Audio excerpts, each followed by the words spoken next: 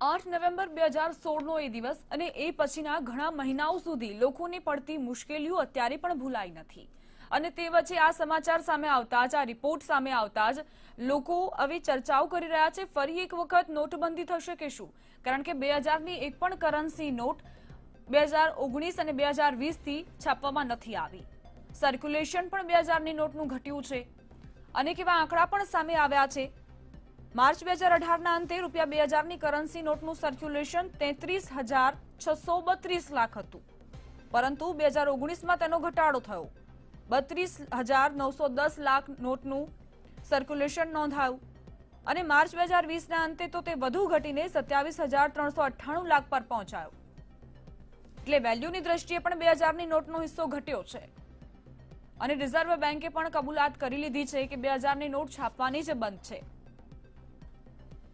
मार्च 2018 अंते तेनो हिस्सो 37.3% હતો વેલ્યુની દ્રષ્ટિએ અને વર્ષ દરમિયાન 2019 ના વર્ષ દરમિયાન તે 31.2% પર પહોંચ્યો એટલે કે નોંધપાત્ર ઘટાડો થતો જોવા મળી રહ્યો છે 2018 થી જ 2020 ના અંતે તો ઘટીને તે 22.6% થઈ ગયો છે માર્ચ 2020 ના અંતે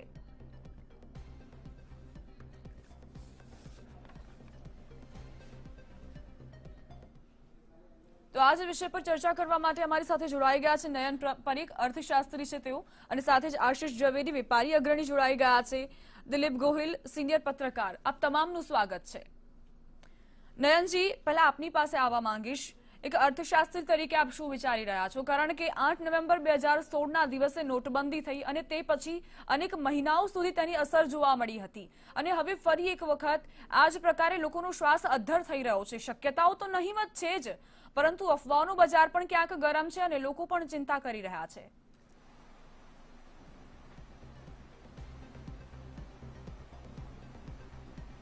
એટલે દીપાબેન એવું છે કે આ જે 2000ની નોટ કરી ત્યારે ડિમોનેટાઇઝેશન વખતે યાદ હોય તો 500 અને 1000ની નોટ હતી એમાંથી આપણે 500 અને 2000ની નોટ કરી એટલે કાળું નાણું નાથવાનો જો પ્રયાસ હતો એમાં 2000ની નોટ કેમ ઇન્ટ્રોડ્યુસ કરીએ આપણને ત્યારે સમજમાં નહોતું આવતું ડિમોનેટાઇઝેશન કરી એના જે પર્પસીસ હતા ફેક નોટના કાળા નાણાંના અને જે અમુક અસામાજિક તત્વો જે આ મોટી નોટોનો ઉપયોગ કરી અને પોતાના બદ ઇરાદા બર કરતા હતા તે બધાને નાથવા માટે આપણે 2000ની નોટ અને ડિમોનેટાઇઝેશન કર્યું 2000ની નોટ ઇન્ટ્રોડ્યુસ કરી હવે જયારે 2000ની નોટ ઇન્ટ્રોડ્યુસ કરી ત્યારે જુઓ તો 17માં એટલે 16ના એન્ડમાં 2000ની નોટનો ટોટલ વેલ્યુમાં શેર હતો 50% એટલે જે કરન્સી નોટ ફરતી હતી એની જે વેલ્યુ હતી એમાંથી અડધો અડધ 2000ની નોટ દ્વારા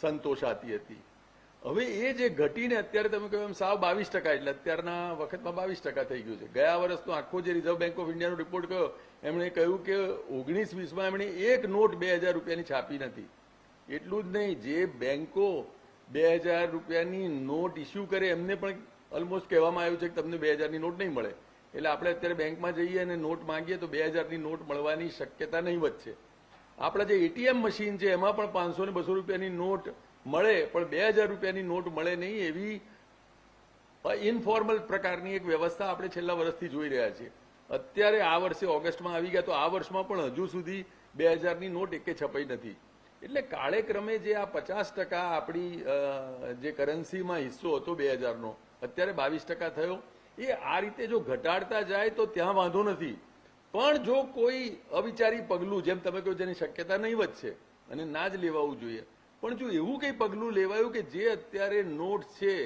એ હવે હોર્ડિંગ માટે છે એમ માનીને જો ફરી આપણે કોઈ પણ આ નોટને રદબાતલ કરવાનું પગલું ભરીશું તો મારા ખ્યાલથી એ બિલકુલ ગેરવ્યાજબી ગણાશે ઇકોનોમી અત્યારે ઓલરેડી પરિસ્થિતિ ખરાબ હતી આપણને ખબર જ છે કોવિડ પહેલા પણ ખરાબ હતી કોવિડ પછી તો પરિસ્થિતિ સાવ ખરાબ થઈ છે અત્યારે સરકારે લોકોને જે પણ તકલીફો છે એના ઘા ઉપર મલમ લગાડવાનું કામ કરવાનું છે એટલે અત્યારે જો લોકોને આ ડર પણ હોય અને મારા ખ્યાલથી રાજ્યસભાના મેમ્બર છે બધાએ નાણામંત્રીને પૂછ્યું પણ ખરું કે ભાઈ તમારો કોઈ ઈરાદો આ 2000ની નોટ બંધ કરવાનો તો નથી ને રદ્દીકરણનો તો નથી ને પણ મારા ખ્યાલથી ફાઇનાન્સ મિનિસ્ટરે આનો કોઈ પણ કેટેગરીકલ જવાબ નથી આપ્યો હવે ઇકોનોમીમાં આ પ્રકારની અનસર્ટનિટીને અત્યારે કોઈ સ્થાન નથી. અત્યારે એ ચોક્કસ સરકારે તરત જ નાણામંત્રીએ બીજા કોઈ અધિકારી દ્વારા રિઝર્વ બેંક ઓફ ઇન્ડિયા દ્વારા લોકોને આશ્વાસન આપવાની જરૂર છે કે આ ડિમોનેટાઇઝેશન તો આખી તમને જિંદગીમાં એક બે વાર પગલું માંડ જોવા મળે એવું છે. આપણી ઇકોનોમીમાં હમણાં લીધું ને જો છાશવારે આપણે આવા પગલા લઈશું તો પેલું બનાના રિપબ્લિક તરીકે એક જે ઇકોનોમિક્સમાં આપણે ઓળખીએ છીએ કે જેમાં રોજે રોજ પોલિસી બદલાય, આજે નક્કી કર્યું 2000ની નોટ આપે, કાલે બંધ કરે, એ પ્રકારની ઇકોનોમી આપણે ચોક્કસ નથી. ઇન્ડિયા એક લાર્જેસ્ટ ઇકોનોમી અને ડેમોક્રેસી છે અને આપણે એક વિશ્વને જે ઉદાહરણ આપવાનું છે એ એક પ્રસ્થાપિત સરકારનું આપવાનું છે. એક એવી સરકાર જે પોતાની ઇકોનોમિક પોલિસીને વળગી રહે. વારે ઘડીએ બદલશે તો લોકો કેવી રીતે એને પહોંચી વળશે? અને આ સમય તો બિલકુલ નથી આ કરવાનો. એટલે હું ગણું છું કે જે રાજ્યસભામાં ડિનાયલનો એક મોકો જે ફાઇનાન્સ મિનિસ્ટરે ગુમાવ્યો છે એ હવે તરત ઝડપી લે અને કોઈ પણ પ્રેસ કોન્ફરન્સ દ્વારા, રિઝર્વ બેંક ઓફ ઇન્ડિયા દ્વારા, કોઈ અધિકારી દ્વારા, કોઈ પોલિટિશિયન દ્વારા એટ ધ અર્લીએસ્ટ લોકોને કહે કે ભાઈ 2000ની નોટ ઓછી થતી જાય છે, તમને કાલે મળશે નહીં, પણ તમારી પાસે કોઈ જો નોટ આવી ગઈ, કોઈ ઇકોનોમીમાં એ નોટ રહી તો એ રદ બાતલ કરશે. એ પ્રકારનું પગલું ના જ ભરવું જોઈએ અને એ પ્રકારનું પગલું નહીં ભરાય એવી લોકોને જે હૈયાધારણ આપવાનો અત્યારનો સમય છે એ સરકારે કોઈ પણ વધારે સમય વેડફ્યા વગર તરત આ લોકોને હૈયાધારણ આપવી જોઈએ કે 2000ની નોટો બંધ નહીં થાય. પણ કાળેક્રમે અત્યારે 20% છે. મને જો એ 10% થઈ જાય તો પણ વાંધો નથી. ધીરે ધીરે ધીરે ધીરે ઘટાડતા જાઓ. રિઝર્વ બેંક ઓફ ઇન્ડિયા દ્વારા છાપો નહીં, બેંકો દ્વારા ઇસ્યુ ના કરો, એટીએમ મશીન દ્વારા મળે નહીં, એટલે આમ પણ એનું સર્ક્યુલેશન ધીરે ધીરે ધીરે ધીરે કરીને 10%, 5% આવીને ભલે ત્યારે પણ વારે ઘડીએ ડિમોનેટાઇઝેશન કરવું, પોતાની જે એક ઇફેક્ટિવ કરન્સી નોટ આપણે જે 2000ની ચાલુ કરીએ 3 વર્ષમાં પાછી જો બંધ કરીએ તો મારા ખ્યાલથી એ અત્યારે ઇકોનોમીમાં બહુ જ ખોટું સ્ટેપ ગણાશે. એક આખી એનાથી અવળો મેસેજ જશે. લોકો અને ઇકોનોમી અત્યારે આવા કોઈ પણ અવળા મેસેજ માટે તૈયાર નથી. ઇકોનોમી ઓલરેડી અત્યારે પોતાના આપણે પોસ્ટ ઇન્ડિપેન્ડન્ટ ઇન્ડિયાની હિસ્ટ્રીના નેગેટિવ જીડીપી હાઈએસ્ટ આ વર્ષે થાય એવો છે. આ બધી અફડાતફડીના માહોલમાં આ રીતે જયારે ઇકોનોમી લો છે તે માહોલમાં આપણે આ પ્રકારની કોઈ પણ શંકા ઇકોનોમી માટે જરા પણ સારી નથી. ડિમાન્ડ સપ્લાય લોકો માટે જરા પણ સારી નથી. એટલે સરકાર આને જલ્દીમાં જલ્દી રદિયો આપે એવી મારી અપીલ છે. બિલકુલ બિલકુલ. નયનજી, એક સરળ ભાષામાં હું સમજવા માંગીશ, કારણ કે બહુ ટફ લેંગ્વેજ લોકો સમજી નથી શકતા અર્થશાસ્ત્રની દ્રષ્ટિએ. એટલે કે પ્રિન્ટિંગ બંધ કરવાનું કારણ શું? સરળ શબ્દોમાં કેવી રીતે સમજે એક સામાન્ય નાગરિક?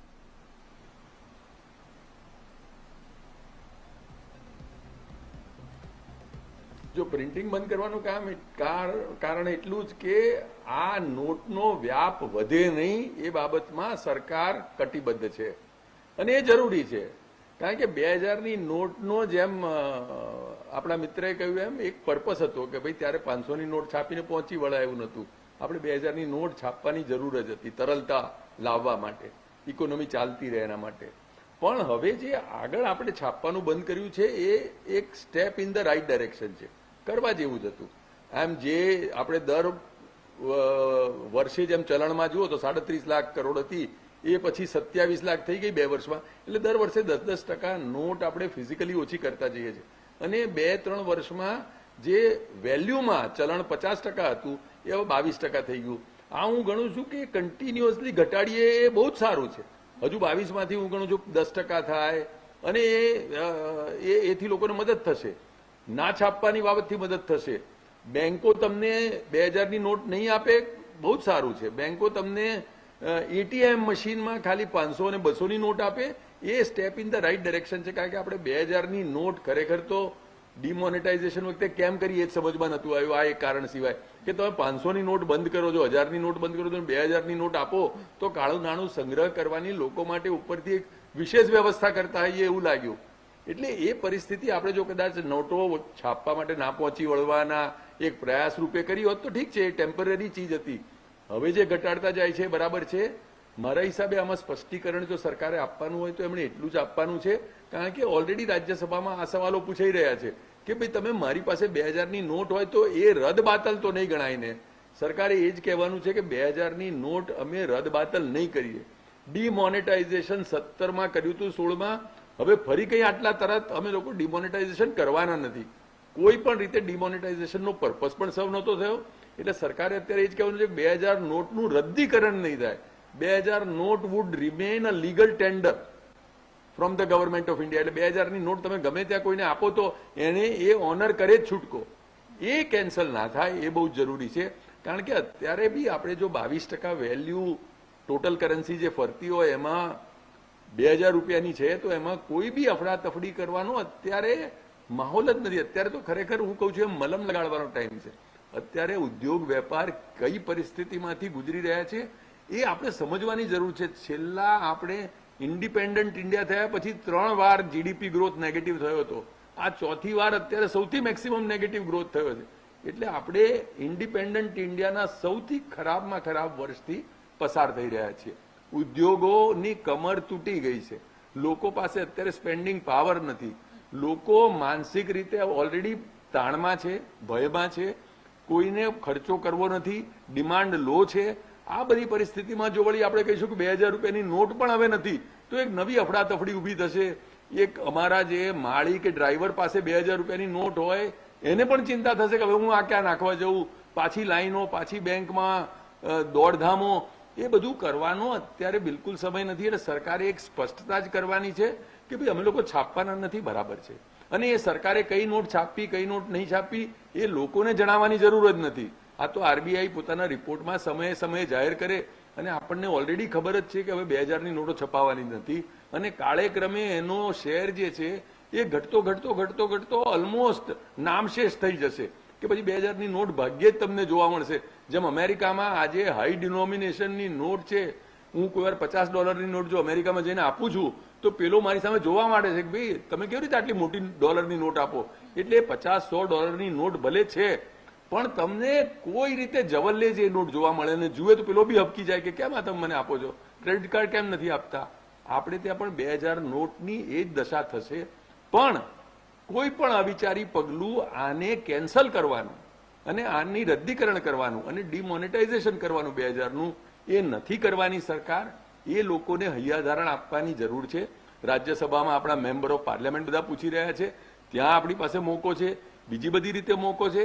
આપણે કોઈ પણ જાતની આમાં અસમંજસ ઊભી ના કરીએ અને ક્લેરિફાય કરીએ લોકોને કે 2000 ની નોટ રહેશે, ભલે એનો કાળે ક્રમે પ્રસાર ઘટતો જશે અને જે આપણા બધા માટે સારું છે. આની અસર આંતરરાષ્ટ્રીય લેવલે આપ શું જોઈ રહ્યા છો?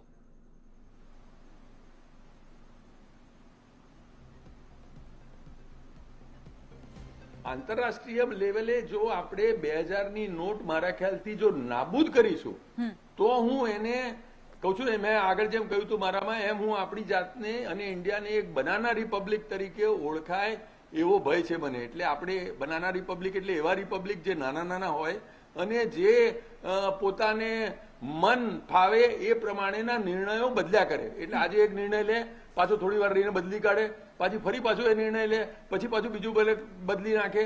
એટલે પેલી જે એકવાર રાજધાની દિલ્હીથી દૌલતાબાદ લઈ ગયા હતા ને જે આપણે પેલા એક મનસ્વી રાજવી કોઈ પોતાની રીતે નિર્ણયો લે એ પ્રકારનો નિર્ણય લે એવી આંતરરાષ્ટ્રીય આપણી છબી પડે.